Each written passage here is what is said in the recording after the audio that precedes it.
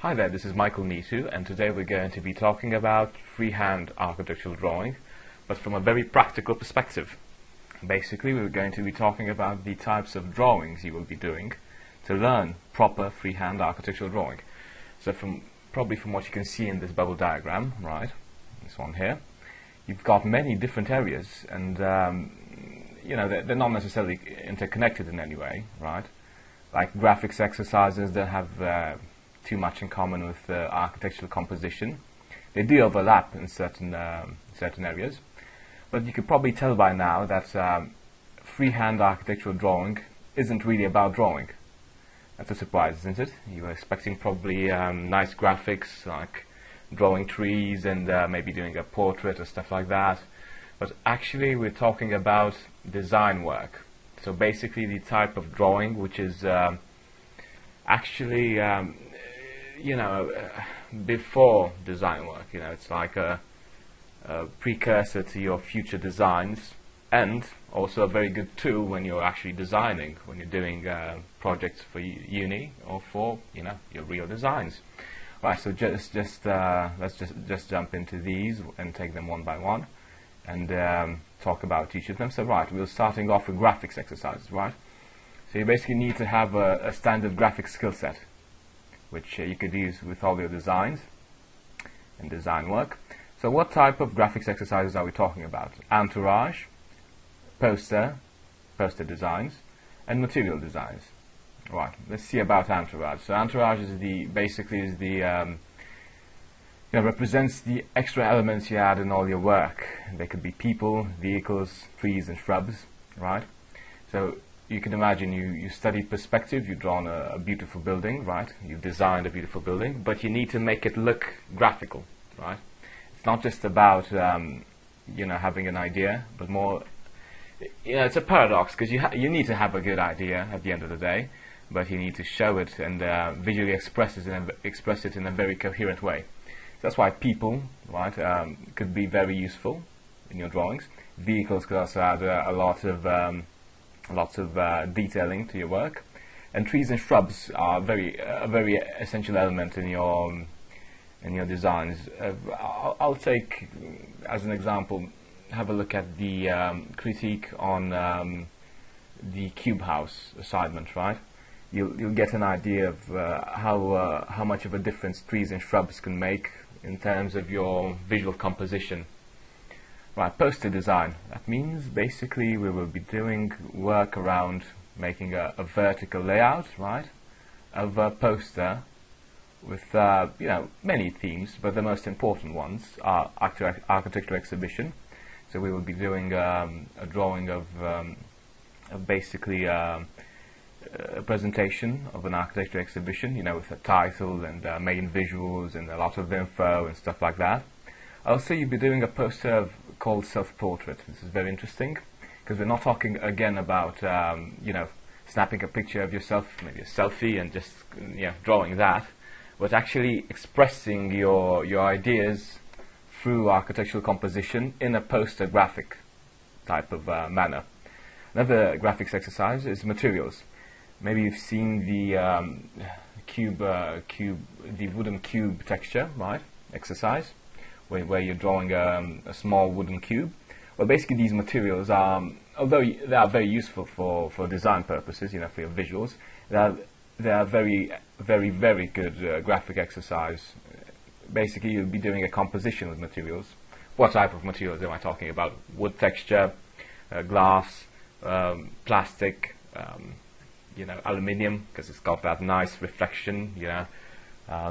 Again, we're talking about composition. So basically, the graphics part will just aid the composition part, and they both, the sum of the parts ends up being more important than the parts themselves.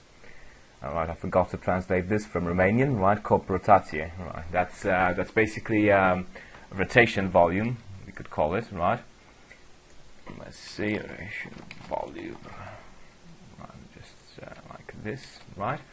Basically, this rotation volume is a preset composition with an axis of symmetry, right? And it just shows different types of materials. So you just get used to drawing glass, plaster, wood textures, and stuff like that. Right, moving on. Constructive perspective. Constructive perspective is the most important thing you'll ever find in architectural drawing, because it's going to it's scientific and artistic at the same time, and it has a lot of impact. Basically, if you do a constructive perspective and you do it properly, you draw it properly, and you show it to a customer or your tutors, it's going to get an instant, very, very strong reaction. They're going to really listen to what you have to say after that, right? So you'll be doing a constructive perspective of a physical model first, because this is a bit abstract. You don't have trees, you don't have entourage, you just got a basic model, right? Of the reflection of materials, with stuff like that. But again, it's a good starting exercise for constructive perspective. Then we'll move on to houses. Houses are very important because they're fairly easy to do. They're small volumes, right? Let's see the cube house. The cube house is the standard house design. You've got a 10 by 10 by 10 meter cube, and you need to sculpt it and make it look like a house, right? Again, it's almost design work.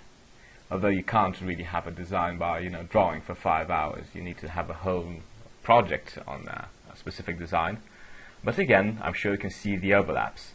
The next house is the box house, right? You've got a standard prism, right? A prism, like let's say 6 meters wide, 12 meters long, and 10 meters high, right? So it's not a cube, but it's still a simple box which you need to make, look like which you basically need to make to look like a building, right? Okay, moving on. Other types of houses. You obviously have, like weird combinations of houses. You have a volumetric composition. You need to make a house out of it. Preset volumetric composition. Or you can have a house that fits in a cylinder. How would that look? Or you could have a cube which is rotated so it sits on a corner. Again, how would that look as a house? Just food for thought for now. Again, moving on to buildings. There's different other buildings we'll be drawing, but the main ones, the basic ones, are a pavilion. Right, so a pavilion isn't a house, but isn't a very large building actually. It's a very small structure. Again, easy to understand, with simple architectural gestures, with a decent scale, so you don't have to draw a lot of entourage. You've got you'll have a small office building to draw. This is very good because it's going to have those really nice curtain walls. Is that correct? Curtain walls. Yeah, basically that's exterior glazing that goes on large large portions of the facade. So quite different from a house where you'd generally need not that much glazing. And also you can use one-point perspective to draw your buildings, which is an exception to the rule, because we're usually drawing houses and buildings in two-point perspective. But maybe if you've got a certain design, it would be best suited for a one-point perspective and look better, and be more out there and just come across as very high-quality work. Right, moving on. The architect's mindset. This is a very deep topic and quite abstract, because architecture, you can see it and understand what it is when you see it, but it's fairly hard to define. I mean, you can obviously say it's about buildings, right? Making good, efficient, beautiful buildings. In this case, drawing beautiful buildings. But it's a bit more on that, and I will elaborate on this in a future presentation. Moving on, floor plans. Again, we'll be talking about not designing floor plans literally, but the graphics of floor plans. So yeah, we will be using some plans from other designs, right? And obviously we'll be moving along from the graphics part, where you need to use shadows, certain materials, certain depth to your plan, so it doesn't look stale and boring like a drawing you'd get from a computer drafting program, right? So you've got this part of the graphic side of your floor plans, but you also got like layout schemes, which are very important. Understanding, the succession of spaces that make sense inside of a design. Right. Another way of approaching floor plans is by understanding the standard rooms. Again, we're talking about the simple part of architecture, so about houses, not larger programs. So we'll be drawing a kitchen, right? Imagine what it would be to design a kitchen you know, to have the floor plan sorted, to have an axle of it, an axonometric drawing to show the exact functions, maybe a one-point perspective to show, you know, what's going on in our kitchen. After that, you've got a bathroom, you know.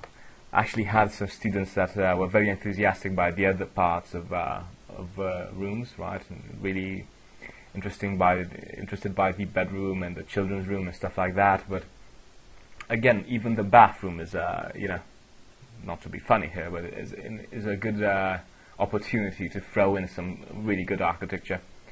Living room, right? So basically, we will be doing a living room, which implies certain functions, certain spaces, and a certain type of graphics. Again, a bedroom and the children's bedroom. Again, different spaces, different functions, different layouts, and a certain type of graphics. God, I've done a really bad job of translating this constructive system. Right, so basically we will be also looking at the different constructive systems you could use for, you know, any building. We could start with a metal structure, right, with these very intricate warehouse designs, you know, with a repetitive metal structure, metal frame that just, you know, is equally spaced. You've got let's say a longer volume, right, with a certain distance between these metal frames, right? Let's say 5 meters. So you've got if you have a 20-meter long metal structure, you could probably have I don't know, five different frames, and again, these look very, very good in a one-point perspective, and in an axle, of course. Brick structure, yeah, brick implies a certain type of rooms. You can't have you know, very, very open spaces. You need to have a bit of a balance, right? And then we'll be looking at a house design with a brick structure. Wood structure, interesting, a different approach. We'll be drawing a playground, right? Basically a children's playground where you could have all these different structures bound together. You obviously have a lot of detailing going because you need to basically for a wood design to make sense, it needs to have certain bindings to it, you know, because obviously the wood has a certain structural logic to it. And also we'll be drawing a belvedere. That's a let's say a garden light structure where you can just, you know, walk in and you've got a table, you know, which is covered by this intricate wood structure with, you know, emphasis on basically the roofing, because again, wood structure implies slated roofing, so that in itself means a lot of detailing. Basically, you need to understand these on a visual logic level, you know, because they're going to be they're going to come very handy in your future work. Stone structure, right? We've got a stone tower, which is actually inspired by one of the traditional Romanian towers, right? Again, we'll be looking at different types of graphics, different ways. Obviously, a stone structure starts as a stone structure, but it needs to have slated roofing, so it implies, you know, a wood structure roof, and how the stone structure mixes up with the wood structure, and how do they work together. A very important part of freehand architectural drawing is the other areas of drawing, because we won't be looking only at architecture, we'll be looking at other areas, secondary areas, design and urbanism, or urban design. So design implies interior design and product design. Interior design, you know, interior architecture, it could be a different school of thought in itself, but it does make sense in the context of drawing, right? We're looking at basically doing, you know, various interiors which are relevant from an architectural standpoint. So it's not just about, you know, drawing the inside of a box, but making it, you know, have that edge to it, you know, like it's a very good design. Also, we'll be looking at this interesting picture theme. So basically, you've got a picture